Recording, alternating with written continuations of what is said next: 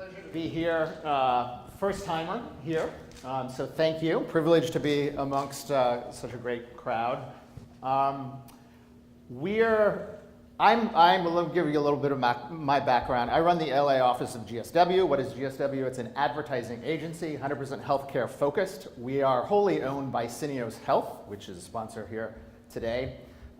We sit obviously in the commercial side of Syneos. And what we bring to this, I guess you may ask yourself, why is an ad guy here at this conference?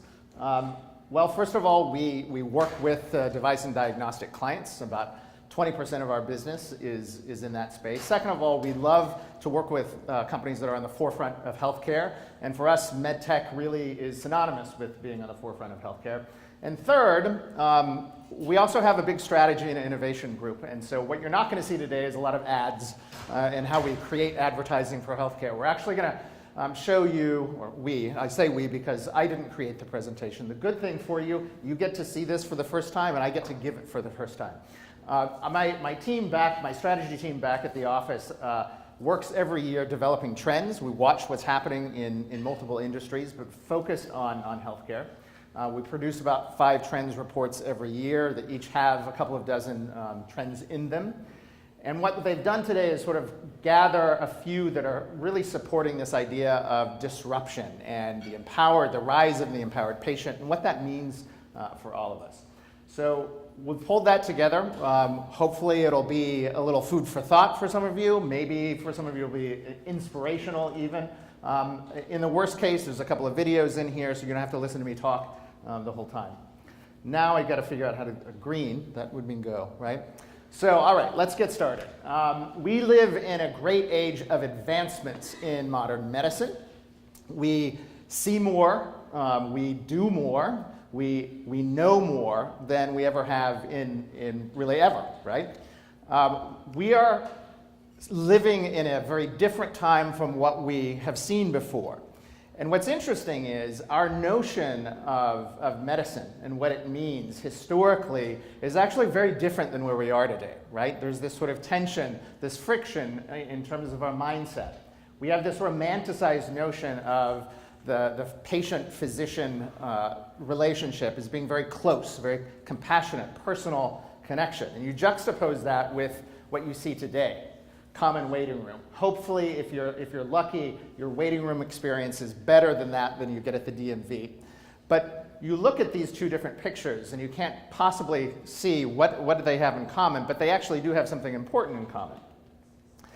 It's what we call paternalism. So what do we mean by paternalism? It's really the doctor's orders, this notion that we know what's best for you.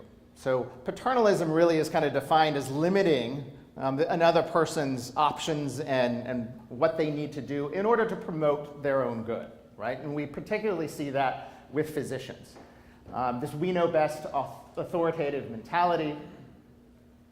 And you see that it's systemic. So it's not just in the patient-physician relationship. It happens in all parts of healthcare, from research to care delivery, to how we pay for care. So really the whole spectrum is sort of defined by this mentality of paternalism. And you can find it in any organization, really. But what we've done is we've tried to focus for an advertising agency. What does this mean for us? What is this paternalistic idea done for the advertising agency in healthcare and for the ads that we create to promote products and services? So we thought long and hard, and we actually came up with this intervention, this sort of mock exercise where we created a pop-up coffee shop. We wondered what if people outside of healthcare advertising spoke to their customers the way that we speak to our customers in the healthcare space. So I'll let you watch this little video.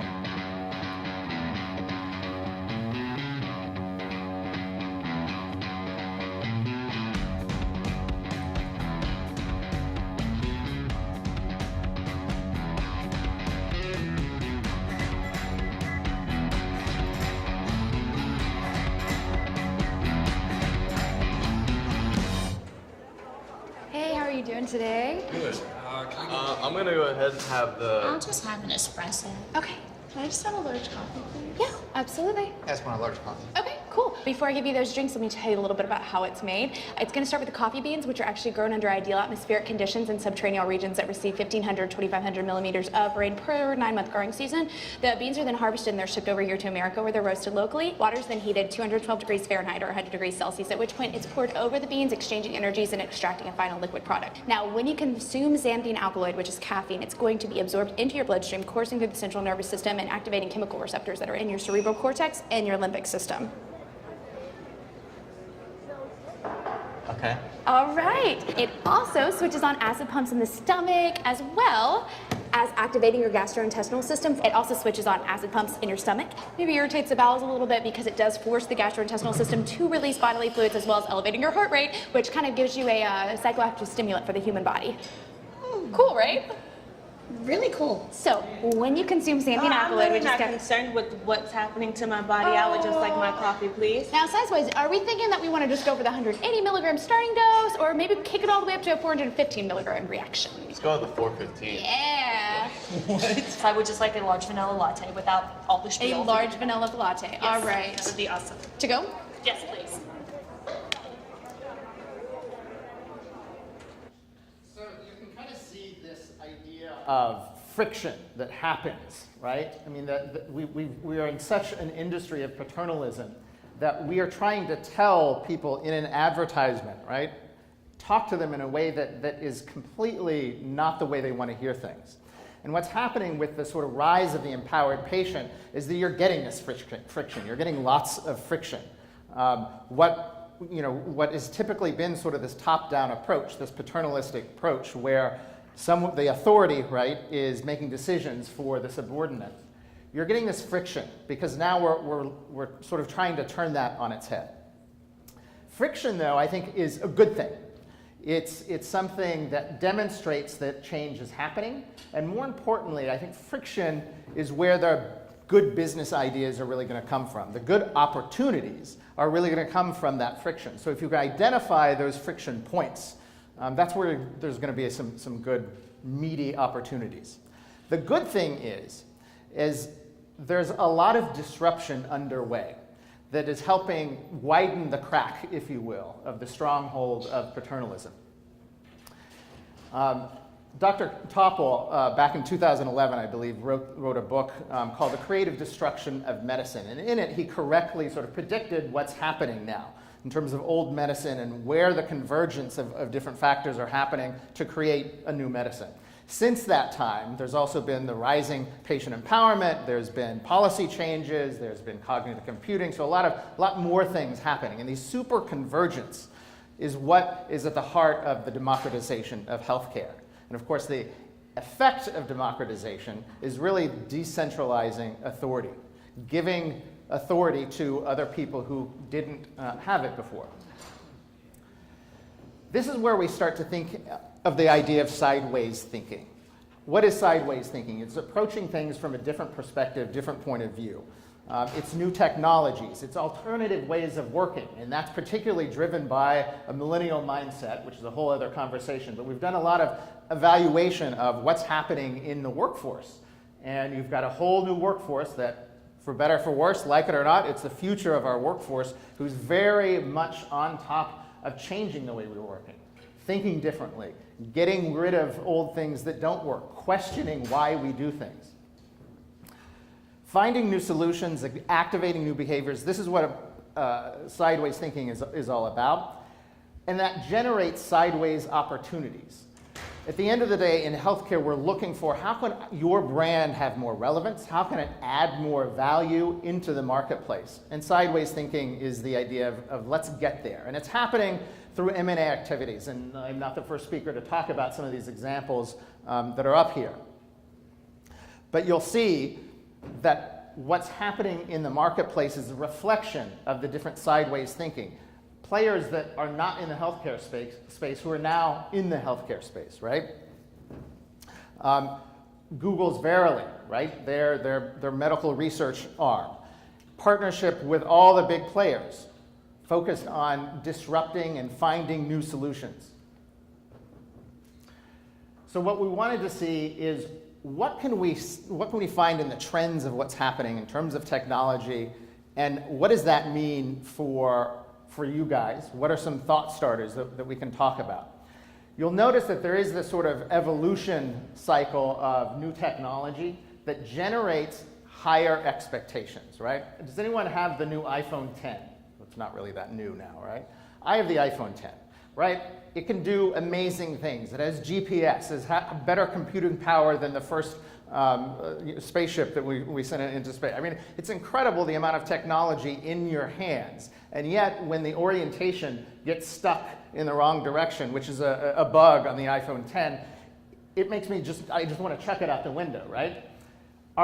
We've become spoiled. Our expectations of what that technology delivers is getting higher and higher and higher all the time. So there's this sort of dance, this codependency between technology and people and technology. And that codependency drives new ways of thinking, new modes of expectation.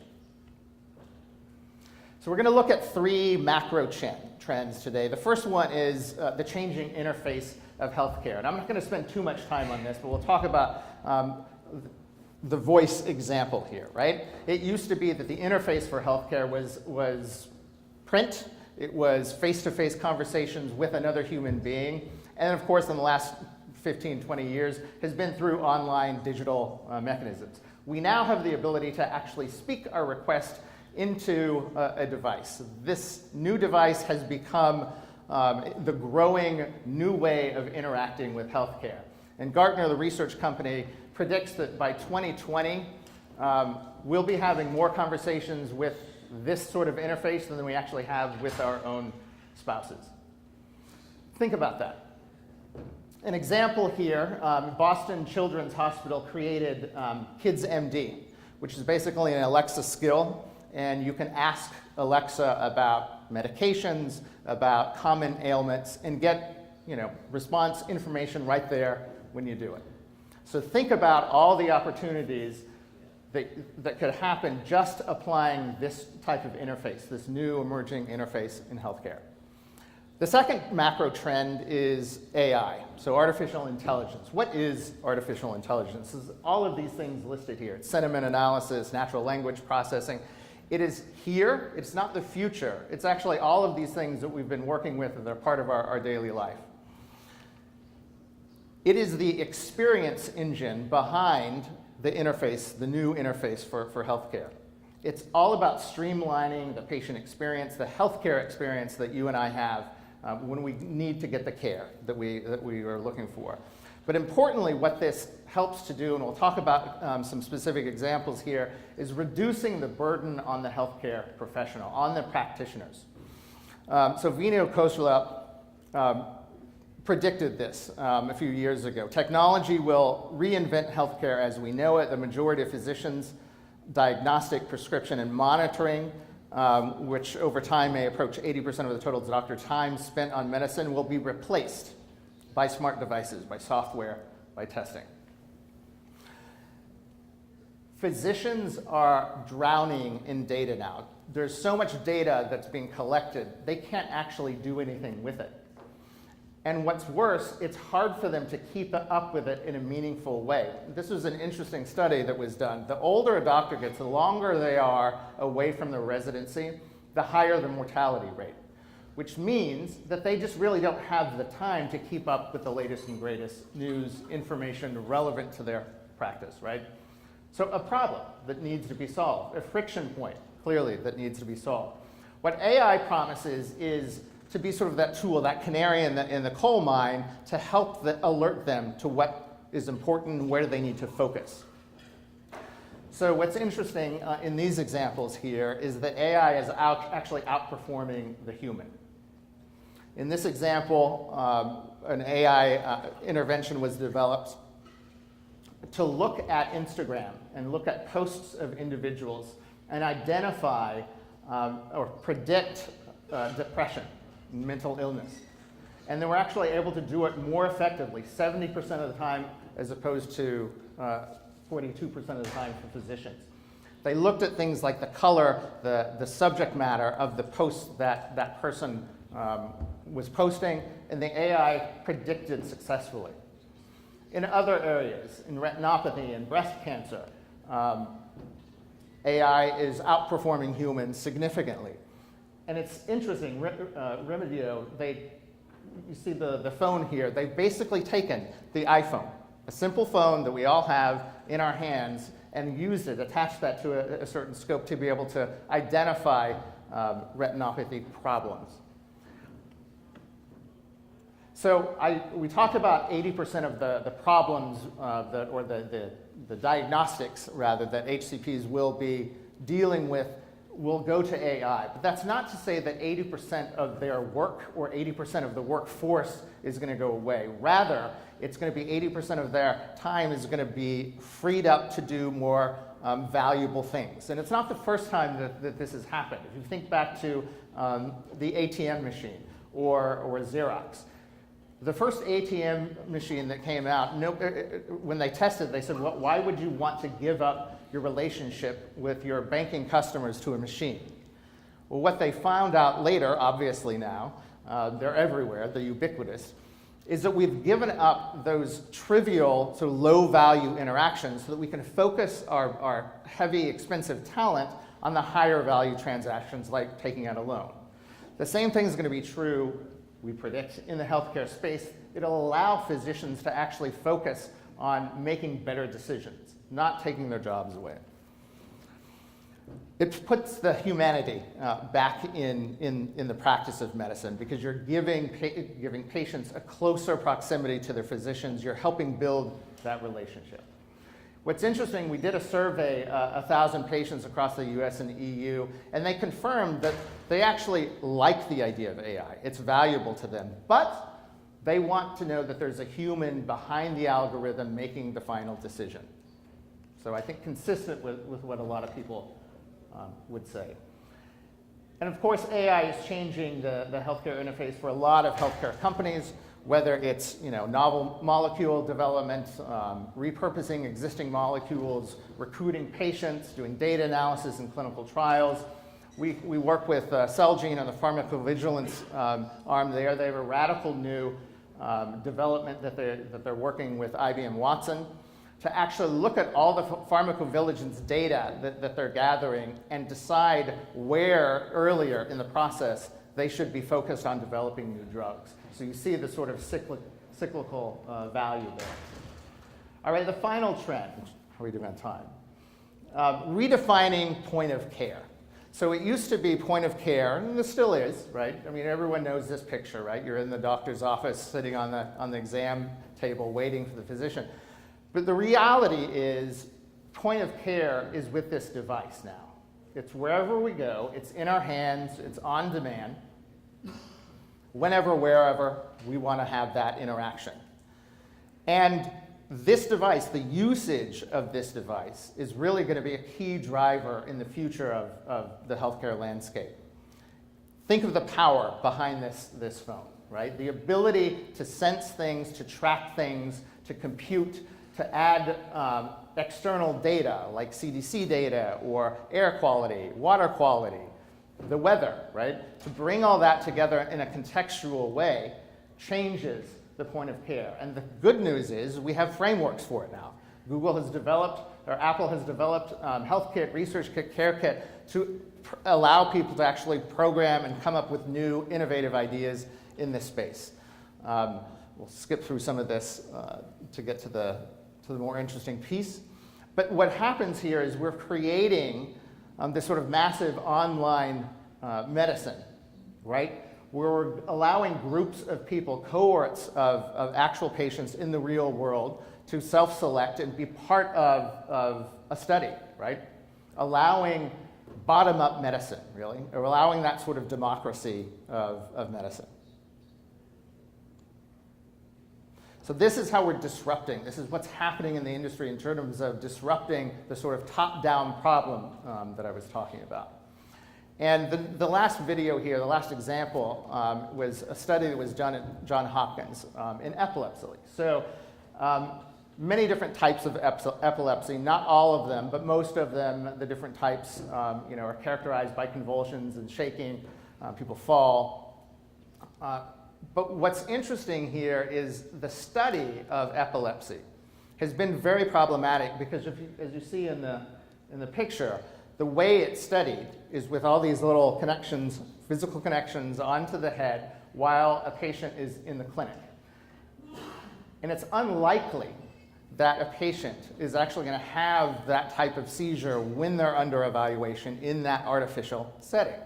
So the hypothesis was, let's use a phone, a tracking device, and see what we can come up with. What's interesting in epilepsy is that they've discovered that there is sort of a precursor to the actual seizure, which is an elevated heart rate. So by simply tracking a person's heart rate with these devices, the theory was we could predict when a seizure would come on. We could tell patients, it looks like you may have a seizure, you may want to sit down, you may want to phone a loved one to come take a look at you. So here's a video sort of describing what happened. I had my first epileptic seizure when I was 3.5. I always have that fear first of all in the back of my mind. Am I going to have a seizure while I'm driving? What if I'm at work or I'm by myself? How am I going to handle that situation? The EpiWatch app is the first research app to use the Apple Watch. So those sensors can be used to collect physiologic data during seizures. And we're using that data to try to develop a seizure detector. The research that they're doing is exciting because they're trying to find a predictor. Having that would be amazing because I would know, hey, this is going to happen. You have plenty of time to get to safety. It's like, okay, I got this. This is no longer just about research. People are using apps to learn about themselves in a way that they couldn't before, to create a better life for themselves in terms of their own health. ResearchKit has clearly transformed research. More importantly, it's laid the foundation to transform care. What's really amazing about an iPhone is you have it in your pocket. You don't need any special equipment. Here's the phone. We can do this science, we can do this medicine with a phone.